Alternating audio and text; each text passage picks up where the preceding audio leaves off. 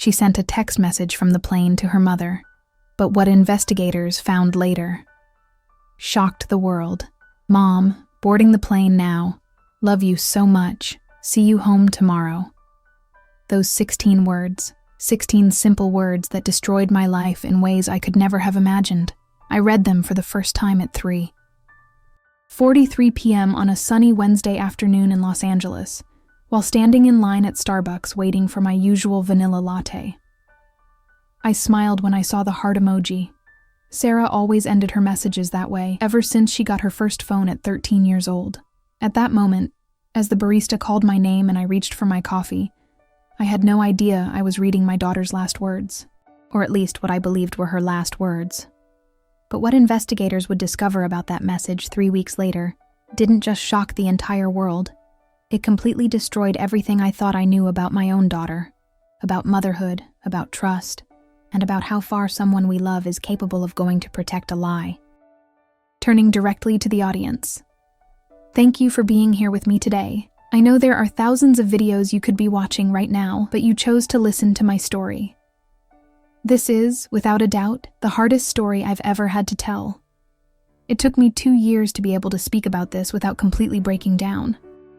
If this story touches you in any way, please subscribe to the channel and leave your comments. Your presence, even if virtual, means everything to me at this moment. My name is Linda Morrison. I'm 61 years old now, though I feel like I've aged a decade in the past 2 years. This is the story of how a simple text message revealed a mystery that not only changed aviation investigation forever, but also exposed a truth about human nature so disturbing that I still wake up at 3 a.m. questioning whether we really know the people we love. Sarah was born on July 15, 1998, at 11:47 p.m., after 18 hours of labor. I was 35 years old, and after 3 miscarriages and 5 years of fertility treatments, she was my miracle. My husband Robert cried when the nurse placed that tiny pink bundle in his arms. "She's perfect, Lynn," he whispered, his voice breaking with emotion. "Our perfect girl." Robert died of pancreatic cancer when Sarah was 16. It was just the 2 of us after that, bound together by grief, by love, and by a closeness that I thought nothing could break. Sarah threw herself into her studies after her father's death. She said she wanted to make him proud, wherever he was.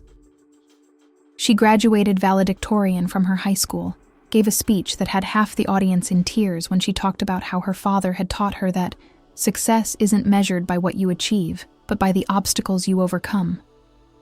God, the irony of those words haunts me now. At 24, Sarah was everything a mother could dream of. She worked as a senior financial consultant at Preston & Associates, one of the most prestigious firms in New York. She'd been promoted 3 times in 4 years, a company record. Her boss, Martin Preston himself, called her the most brilliant financial mind of her generation at the company Christmas party, just 3 months before everything happened. She lived in a beautiful apartment in Manhattan's Upper West Side, nothing too extravagant. She was always practical with money. "Mom, just because I can afford luxury doesn't mean I need it," she'd say, when I'd suggest she treat herself to something nice. The apartment had exposed brick walls, large windows that flooded the space with natural light, and a small balcony where she grew herbs and tomatoes. She'd send me photos of her tiny urban garden, proud of every little sprout. She was engaged to Michael Chen, a pediatric surgeon she'd met at Columbia University when they were both juniors. Michael was everything I could have wanted for my daughter. Kind, intelligent, devoted. He'd asked for my blessing before proposing, driving all the way from New York to Los Angeles just to have dinner with me and formally ask for Sarah's hand. I remember how his hands shook as he showed me the ring, a classic solitaire diamond that had belonged to his grandmother. "Mrs. Morrison," he'd said, "I promise you, I will spend every day of my life making sure Sarah knows how loved she is." They were planning a small wedding for the following fall. Sarah had already chosen her dress, a simple, elegant A-line that she'd found at a vintage boutique in Brooklyn. She'd FaceTimed me from the dressing room, twirling around like she did when she was 5, and I'd buy her a new dress for Easter. "Do you think Dad would like it?" she'd asked, her voice suddenly small and vulnerable. "He would love it, sweetheart," I'd told her. "He would be so proud of the woman you've become." That day, March 15th, 2023, Sarah was returning from what she described as the most important business trip of her career. She'd been in New York for 3 days, working on closing a deal with Yamamoto Industries, a Japanese conglomerate looking to expand their American portfolio. She'd called me every night, exhausted but exhilarated. "Mom, if I land this client, it's not just a promotion, it's a partnership track. I could make partner before I'm 30. The night before her flight, we had our last video call. She was in her hotel room at the Marriott Marquis, still in her business suit even though it was past 10 p.m. her time. Her laptop was surrounded by papers, charts, empty coffee cups. "You need to get some sleep, honey," I told her. I will. I just need to review these numbers one more time. The presentation tomorrow morning is make or break." She looked tired but radiant, that particular glow she got when she was fully in her element. Her dark hair was pulled back in a messy bun, her reading glasses perched on her nose.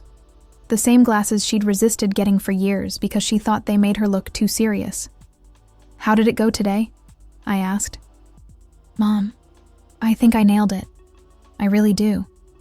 Mr. Yamamoto seemed impressed. He actually smiled. And according to Kevin, he never smiles. Kevin was her colleague, her competition, really, for the partnership position. But Sarah never saw it that way. Kevin helped me with the international tax implications section. We make a good team. That was Sarah. Always seeing the best in people, always believing in collaboration over competition. "I'm so proud of you, sweetheart." "Thanks, Mom.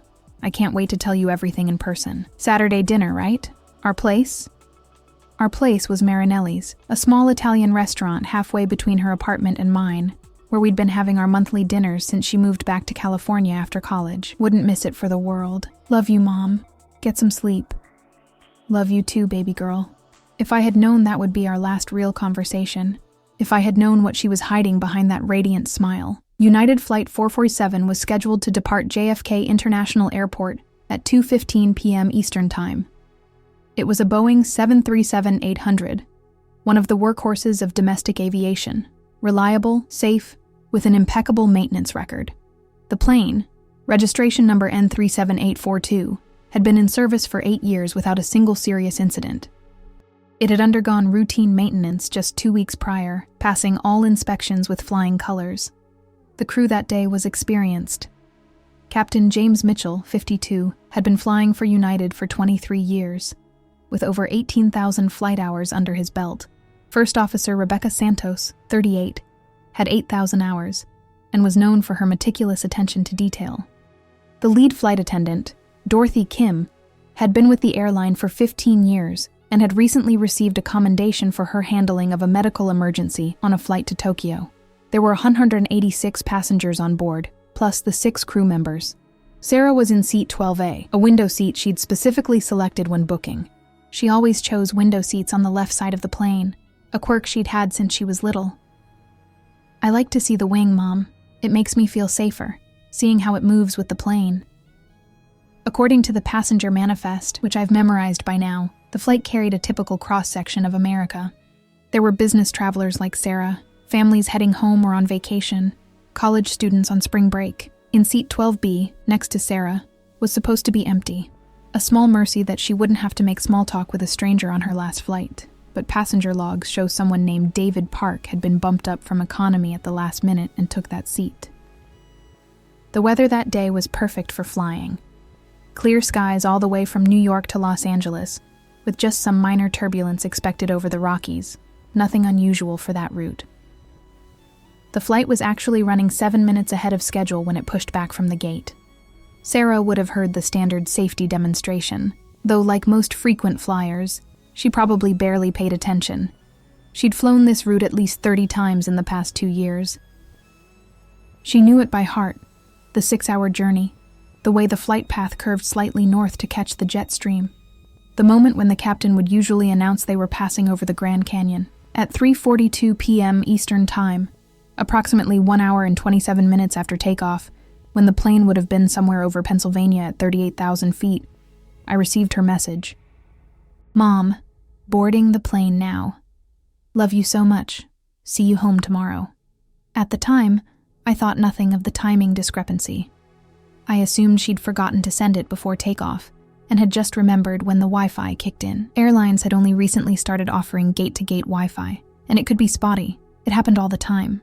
Messages getting delayed, sent at odd times. I actually chuckled, thinking how typical it was of Sarah to forget something like that when she was focused on work. I was at my local Whole Foods in Santa Monica when I got it, picking up ingredients for a new recipe I wanted to try for our Saturday dinner, a butternut squash ravioli I'd seen on the Food Network. I wanted to impress her, to celebrate her big win. I replied immediately, "Fly safely, my darling girl. Love you too. Can't wait to hear all about the deal." The message showed as read at 3:45 p.m. That little read receipt. Such a small thing that would later become so significant. It meant she'd seen my message. It meant at that moment she was alive and holding her phone. It was the last sign of life from my daughter. At 6:23 p.m. Pacific Time, Flight 447 vanished from air traffic control radar screens at Denver Center. One moment it was there, a blip moving steadily westward at 580 miles per hour, and the next, nothing. No mayday call, no distress signal, no gradual descent showing mechanical failure. Just gone. The first indication something was wrong came when Los Angeles approach control couldn't reach the flight as it was supposed to begin its initial descent. Protocol kicked in immediately. Other aircraft in the area were asked to try to make contact. Military radar was checked. The entire western grid of North American air traffic control went into emergency mode. I was already at LAX by 7 p.m., sitting at the gate where Sarah's flight was supposed to arrive at 7:47 p.m. I'd gotten there early. I always did when picking her up. I liked to watch the planes land, imagining which one was hers, counting down the minutes until I could hug my daughter. At 8:15 p.m., when the arrival board still showed Flight 447 as delayed with no new arrival time, I felt the first flutter of worry. But flights got delayed all the time. Weather, mechanical issues, air traffic. I told myself it was nothing. At 8:30 p.m., a United employee, a young woman who couldn't have been older than Sarah, approached me. "Mrs. Morrison?" she asked, and I knew from her face that something was terribly wrong. "Is this about Flight 447? Is my daughter okay? Could you please come with me?" She led me to a private room, the kind of room where they take people to deliver bad news. There were already 3 other families there. A couple in their 60s holding each other, a young woman with a baby, a teenage boy sitting alone, staring at his phone. "My name is Patricia Hoffman," said an older woman in a United uniform with more senior pins. "I'm the station manager here at LAX. I need to inform you that we've temporarily lost contact with Flight 447. Temporarily. That word gave us hope. The next 72 hours were the longest of my life. United put us up at the Marriott near the airport, in what they called the Family Assistance Center, a horrible euphemism for a place where people wait to find out if their loved ones are dead. Michael arrived on a red-eye from New York the next morning. He looked like he'd aged 5 years overnight. We held each other in the hotel lobby, both crying, neither able to form words. He'd been in surgery when the news broke, a complicated procedure on a 3-year-old with a heart defect. His colleagues had to pull him out mid-operation. "She has to be okay," he kept saying. "She has to be okay. We're getting married in October." The search operation was massive. The Coast Guard deployed 6 vessels and 14 aircraft. The Air Force sent reconnaissance planes with advanced radar. The governors of Colorado, Utah, Nevada, and California all mobilized their National Guard units. Volunteers with private planes joined the search. It was the largest search and rescue operation in American aviation history. The media descended like vultures. CNN, Fox, NBC, they all set up camp in the hotel parking lot. Some reporter had gotten the passenger manifest, and suddenly all our faces were on the news. They found Sarah's LinkedIn profile, her Facebook, her company photo. They ran a segment called "The Brightest and Best, Lives Cut Short on Flight 447, that featured her as one of the promising young professionals on board. I stopped watching the news after that. On the second day, false hope. A pilot reported seeing smoke in a remote area of Utah. The search teams redirected, helicopters hovering over the mountainous terrain. But it was just a controlled burn, a routine Forest Service operation. That night, I couldn't sleep. I went through Sarah's last message over and over again. Love you so much. See you home tomorrow. I analyzed every word, every letter, as if there might be a hidden meaning, a clue. Something that could tell me where she was. Michael found me at 3 a.m. in the hotel business center, printing out maps of the flight path. Linda, what are you doing? She's out there somewhere. She's smart, she's strong. If anyone could survive. He held me while I sobbed, both of us knowing the statistics, both refusing to accept them. By the third day, the families had formed a strange kind of community. We ate together in the hotel restaurant, shared information, comforted each other. There was Marcus and Janet Williams, whose son Tommy was flying home from college. The Yamadas, an elderly Japanese couple whose daughter was a nurse. Single mother Christina Lopez, whose ex-husband was on the flight with their twin boys for a custody visit. We all had the same hollow look, the same desperate hope fighting against crushing reality. 2 weeks and 3 days after Flight 447 disappeared, a fisherman named Carlos Mendez was working his nets 400 miles off the coast of California when he spotted something that shouldn't have been there. A piece of metal, white with part of a red and blue design, the United Airlines logo. Within hours, the area was swarming with Coast Guard vessels, Navy ships, and salvage teams. They found the debris field spread across 15 square miles of ocean. Pieces of fuselage, seat cushions, luggage bobbing in the waves like colorful buoys of tragedy, and then, the bodies. The call came at 4:17 a.m., 5 days after the debris was found. I'd finally taken a sleeping pill and was in the deepest sleep I'd had in weeks when my phone rang. It was Agent David Chen from the NTSB, the National Transportation Safety Board. Mrs. Morrison, I'm sorry to wake you. We've recovered your daughter's body. We were able to identify her through dental records and DNA matching. The words didn't make sense. Recovered. Body. Your daughter. They were just sounds, syllables that my brain couldn't process into meaning. Are you certain? I heard myself ask, my voice strangely calm. I'm afraid so. I'm very sorry for your loss. Michael and I went to identify her together. They warned us about the condition of the body after weeks in salt water, told us we could identify her through just her personal effects if we preferred. But I needed to see her. I needed to know. It was her. My beautiful girl, my Sarah, reduced to something I won't describe here. But I knew it was her from the small scar on her left hand, a crescent moon shape from when she'd tried to rescue a stray cat when she was 12. The cat had scratched her badly, but she'd insisted on keeping it anyway. We'd named him Survivor.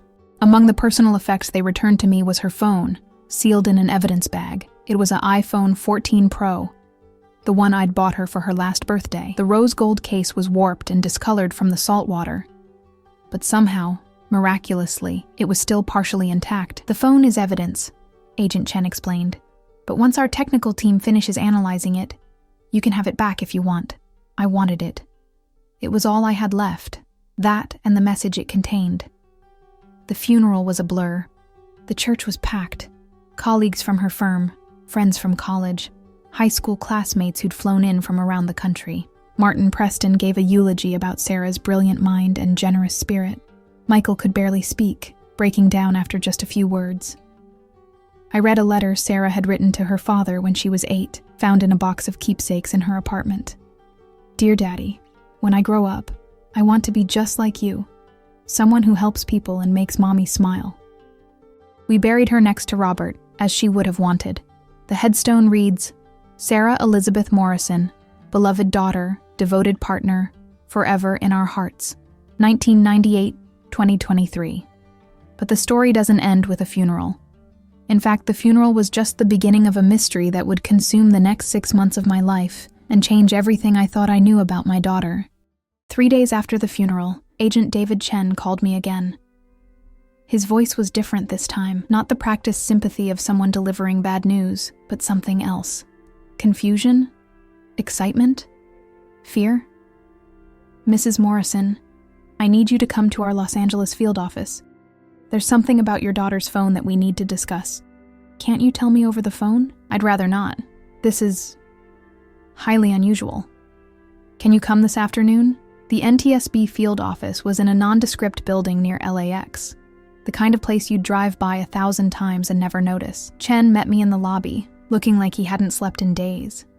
He was younger than I'd expected from his voice, maybe mid-30s, with kind eyes behind wire-rimmed glasses.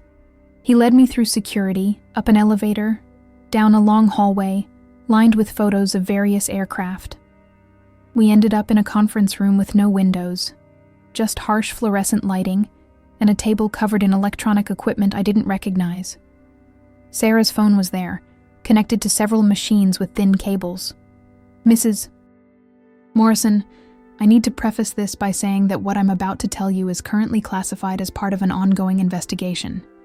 You cannot share this information with anyone, including Mr. Chen. Michael, do you understand? I nodded, my mouth suddenly dry. We've been analyzing all the electronic devices recovered from Flight 447. Standard procedure. Looking for any anomalies that might explain what happened. Your daughter's phone? It's showing us something we can't explain. He pulled up a laptop and turned it toward me. The screen showed what looked like a timeline with various data points marked. This is your daughter's phone activity for March 15th.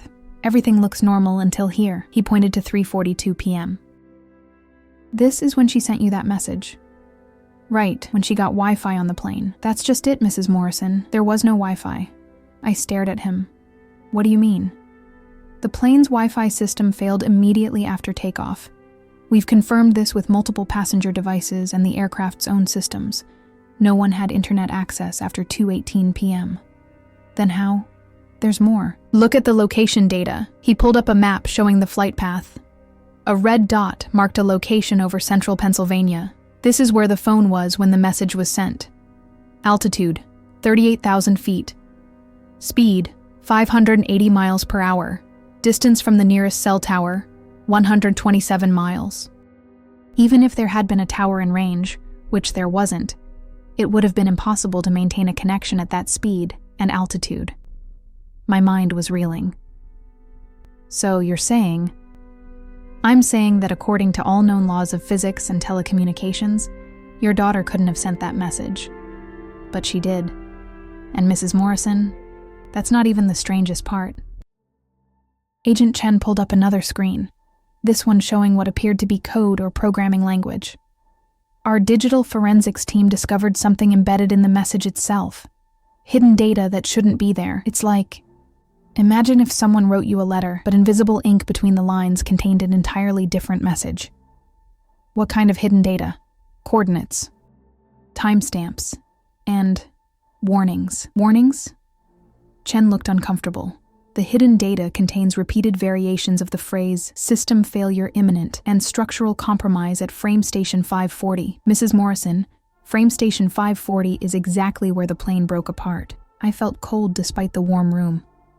Are you saying Sarah knew the plane was going to crash? We don't know what we're saying yet. But there's more we need to investigate. We need to interview everyone who had contact with your daughter in the days before the flight. And we need to talk to the survivors. Survivors? The word hit me like a physical blow. There were survivors? Chen's face showed surprise, then sympathy. I'm sorry, I assumed you knew. 3 passengers survived. They were found in the water 18 hours after the crash, still strapped to a piece of the fuselage that remained partially intact. It's being called a miracle. 3 people survived, and my daughter wasn't one of them. The unfairness of it made me want to scream. Who survived? Jennifer Walsh, seated in 15B, Marcus Thompson, 18D, and David Park, who was in 12B. 12B. The seat right next to Sarah. I need to talk to him, I said immediately. Mrs. Morrison, that's not advisable. These people have been through severe trauma. The man sitting next to my daughter survived, and she didn't. He might have been the last person to speak to her. I need to talk to him. Chen sighed. Jennifer Walsh has been the most responsive to questioning. She's still at Cedars-Sinai Medical Center. If you promise to let me do the talking. An hour later, we were at the hospital. Jennifer Walsh was in room 4012. Her leg in traction, her arm in a cast. She was 29, according to her file, a marketing manager from Seattle. When we walked in, her eyes went immediately to the photo of Sarah I was holding. You're her mother, she said. It wasn't a question. You remember her? How could I forget? She was She was acting so strange. Chen pulled out a recorder. "Do you mind if we record this, Ms. Walsh?" Jennifer nodded. She was in 12A, right? Brown hair, navy blue dress, carried a Hermes bag. That was Sarah exactly. The navy dress was her favorite for business travel, wrinkle-resistant and professional. The Hermes bag had been a gift from her company when she'd landed her first $1 million client. "She got on the plane before me," Jennifer continued. "I remember because she was having an argument on her phone. She kept saying, 'I can't do this anymore, and you don't understand what you're asking me to do.'" This was new. "Did you hear who she was talking to?" "No, but she was upset. Her hands were shaking. After takeoff, she spent the entire flight typing on her phone, like obsessively, for hours." "But the Wi-Fi was down," Chen interjected. "I know. That's what was so weird. Everyone else had given up trying to connect, but she just kept typing and muttering to herself." "What was she saying?" Jennifer closed her eyes, trying to remember. "Numbers, mostly, like coordinates or codes, and she kept saying, 'I'm sorry, Mom.' Over and over. 'I'm sorry, Mom. Please forgive me.'" My chest tightened. Did she say anything else? Right before everything went wrong, she turned to the man next to her. David, I think his name was. She handed him something. It looked like a flash drive, and said, "If you survive this, give this to Agent Chen at the NTSB. Tell him the Phoenix files are real." Chen went very still. "She said Phoenix files? You're certain?" "Positive. I thought she was having some kind of breakdown." But then, maybe 20 minutes later, she looked directly at me, and I mean directly, like she turned around in her seat and stared right into my eyes and said, "Tell my mother that the message wasn't real. Tell her I'm sorry for everything." And then the plane started shaking. Jennifer shifted in her hospital bed, wincing from the pain. "You have to understand, the last 30 minutes before the crash were surreal. Your daughter, she seemed to know exactly what was going to happen." "What do you mean?" I asked, my voice barely a whisper. "About 15 minutes before everything went wrong, she stood up and went to the bathroom. But she stopped at my row and said, 'Whatever happens, stay buckled. Don't try to help others. Just hold on tight and pray.'" I thought she was crazy. Jennifer's eyes filled with tears. But then she said something else. She said, "Rows 15 through 18, port side, will break away clean. Those seats have the best chance. Mrs. Morrison, I was in 15B. Marcus was in 18D. We both survived because we were exactly where she said we'd have the best chance." Chen leaned forward. "Did David Park survive? The man in 12B?" Jennifer nodded slowly. "He's in the ICU. He's been in and out of consciousness, but there's something you should know. The nurses say he keeps repeating the same thing over and over when he's delirious. She saved us. Sarah saved us. She knew." My hands were shaking. How could she have known? Chen and Jennifer exchanged a look that made my blood run cold. "Mrs. Morrison," Chen said carefully, "we need to tell you something about your daughter's work at Preston and Associates. The FBI has been investigating the firm for the past year. Your daughter, she was helping us." The room spun. "What?" "She came to us 6 months ago with evidence of massive financial fraud. The Yamamoto Industries deal, it wasn't real. It was a front for something much bigger. We think someone found out she was cooperating with us." "Are you saying someone murdered my daughter? Brought down an entire plane to kill her?" "We don't know yet. But the Phoenix files she mentioned, that's the code name for the investigation. Only 4 people in the entire FBI knew that name. Your daughter was one of them." Jennifer spoke up again. "There's one more thing. Right before the plane started breaking apart, your daughter was standing in the aisle. She shouldn't have been able to stand. The turbulence was horrible, but she stood there, calm as anything, and shouted, 'Everyone, heads down, grab your ankles, brace for impact.' She saved lives, Mrs. Morrison. Even though she knew she wouldn't be one of them." The investigation intensified over the next 3 weeks. The FBI, NTSB, and even the CIA became involved. They subpoenaed Sarah's work files, her personal computer, her entire digital footprint. And slowly, piece by piece, a picture emerged that shattered everything I thought I knew about my daughter. Agent Chen called me in for another meeting, this time with FBI Special Agent Carla Rodriguez, and a man who introduced himself only as Smith from the Department of Justice. "Mrs. Morrison," Agent Rodriguez began, "your daughter was one of the bravest people I've ever worked with, but she was also in an impossible situation." She pulled out a thick file marked classified. 6 months ago, Sarah discovered that her boss, Martin Preston, was using the firm to launder money for international arms dealers. The Yamamoto Industries deal was fake. It was a cover to move $500 million in illegal funds. "But Martin spoke at her funeral," I protested. "He cried." "Martin Preston is a sociopath and a murderer," Smith said flatly. "He found out Sarah was cooperating with us 3 days before her flight. We have evidence he accessed her computer, saw her communications with us." Chen pulled up Sarah's phone again. "Remember the hidden data in her message to you? We've fully decoded it now. It's not just warnings about the plane. It's evidence. Account numbers, transaction records, names of everyone involved. Your daughter knew Preston had discovered her. She knew he'd do anything to stop her from testifying. So she embedded the evidence in a message to me? It's more complex than that. Sarah did something we're still trying to understand. She hacked into the plane's communication system before takeoff and programmed it to transmit data packets to your phone at a specific time. The message you received wasn't really from her phone. It was from the plane itself, routed through systems to look like a text message. My head was spinning. But Jennifer said Sarah knew the plane would crash. She told people where to sit to survive. Agent Rodriguez pulled out another file, this one even thicker. This is where things get complicated. And Mrs. Morrison, what I'm about to tell you is going to be very difficult to hear. She paused, choosing her words carefully. We don't believe Martin Preston brought down Flight 447. We believe your daughter did. The words didn't make sense. They couldn't make sense. You're saying my daughter killed 189 people? No. We're saying your daughter made an impossible choice.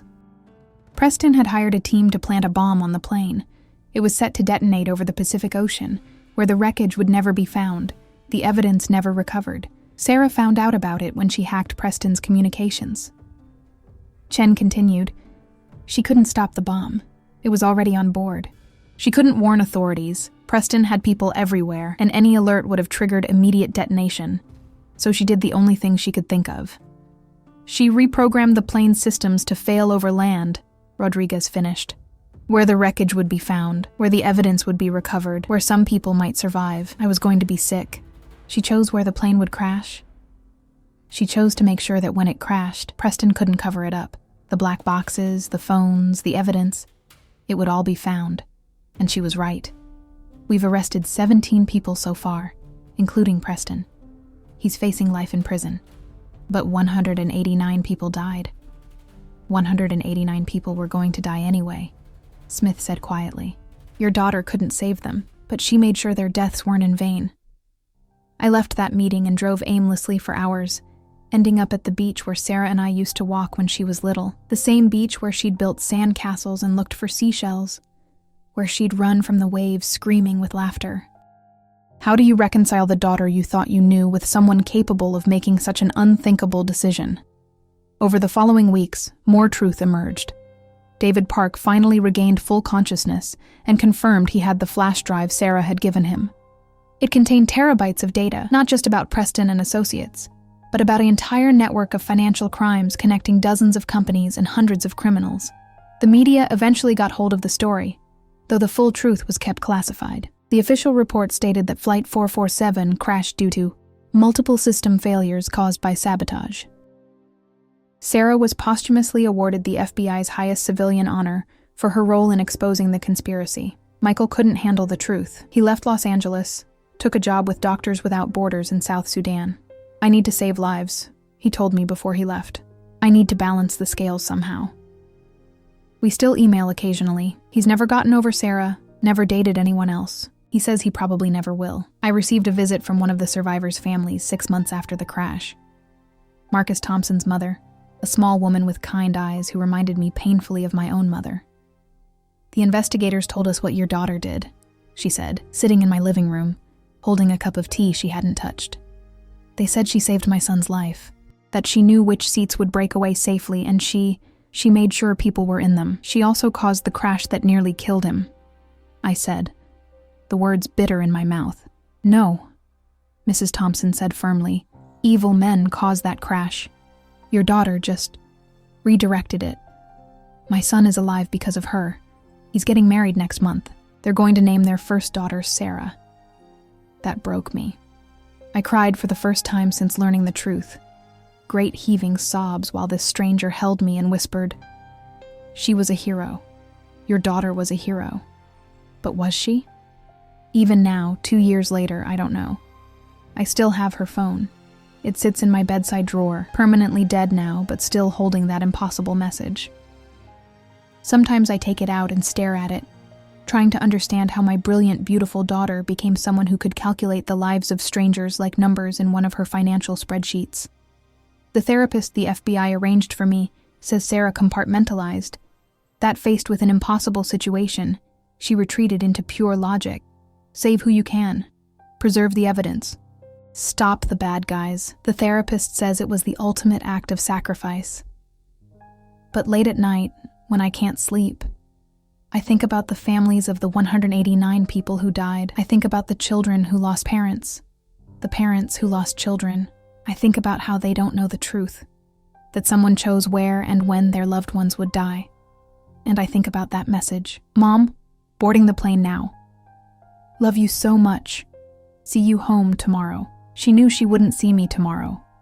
She knew she was about to die. But she wanted her last words to me to be about love, not truth. She wanted me to have that comfort, at least for a while.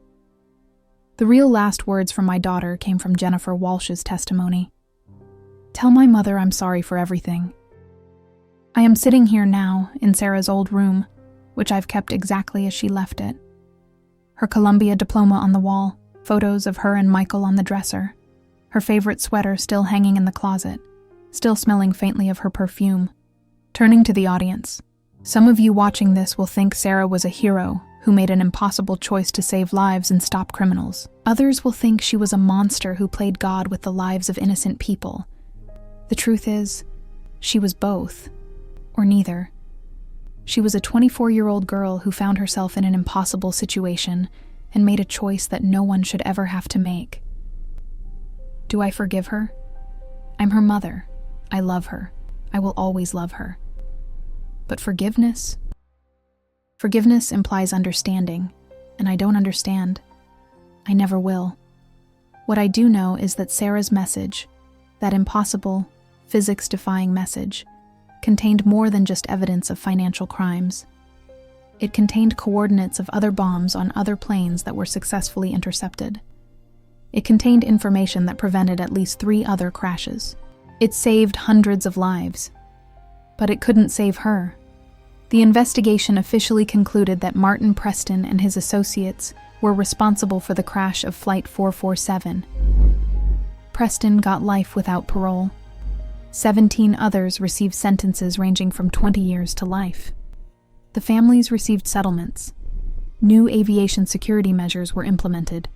And somewhere in all of that, my daughter, the real Sarah, not the hero or the villain, but the girl who used to fall asleep in my arms watching Disney movies, got lost. I don't have any profound wisdom to share. I don't have closure. What I have is a message on a dead phone and memories that feel like they belong to someone else's life. But I'll tell you this. Hug your children. Tell them you love them. And if they seem troubled, if they seem to be carrying a weight they won't share, don't let it go. Don't assume everything is fine because they're successful, because they smile, because they say they're happy. Sarah carried the weight of 192 lives on her shoulders for 3 days. She made a choice that saved hundreds, but cost nearly 200. She died knowing she'd be remembered either as a mass murderer or a hero, depending on whether the truth ever came out. And in her last moments, all she wanted was to tell me she loved me. That has to be enough, because it's all I have. To the audience, thank you for listening to Sarah's story, our story. If you've ever faced an impossible choice, if you've ever had to live with consequences you couldn't have foreseen, please share your experience in the comments. We're all just trying to make sense of a senseless world. Please subscribe to this channel. Not for me, but for the 192 souls of Flight 447. Their stories deserve to be remembered, even if the full truth can never be told. And if you take anything from this story, let it be this. Sometimes there are no good choices. Sometimes there are only degrees of horror. And sometimes the people we love are capable of things we could never imagine, both terrible and heroic, both devastating and necessary. My name is Linda Morrison. My daughter was Sarah Morrison. She was on Flight 447. And she was both the victim and the architect of one of the most complex moral dilemmas in aviation history. Some secrets, it turns out, are too heavy, even for the grave. Thank you for listening. Hold your loved ones close. You never know what storms they're weathering alone. Until next time, may you find peace in your choices and forgiveness in your hearts, because God knows we all need both.